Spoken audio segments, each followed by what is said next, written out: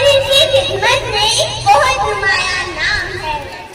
हमेशा दिल से खिदमत करना उनका काम है।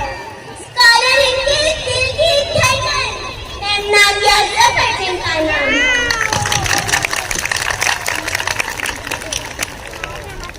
पढ़ाने सिखाने में हर टीचर में बहुत खूबियां हैं। पढ़ाने सिखाने में हर टीचर में बहुत खूबियां हैं, जिनमें शामिल हमारी मैम सोबिया हैं।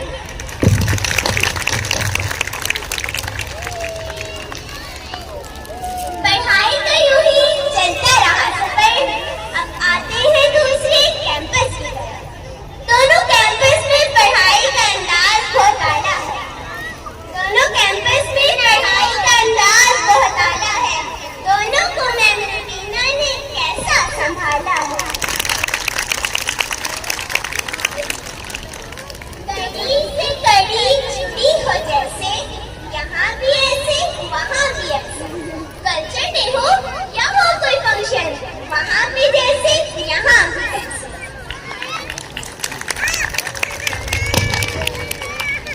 इंग्लिश के लफ्जों का जब तर्जमा सिखाती है, इंग्लिश के लफ्जों का जब तर्जमा सिखाती है, मैम सबरीना हमें बड़े प्यार से पढ़ाती है।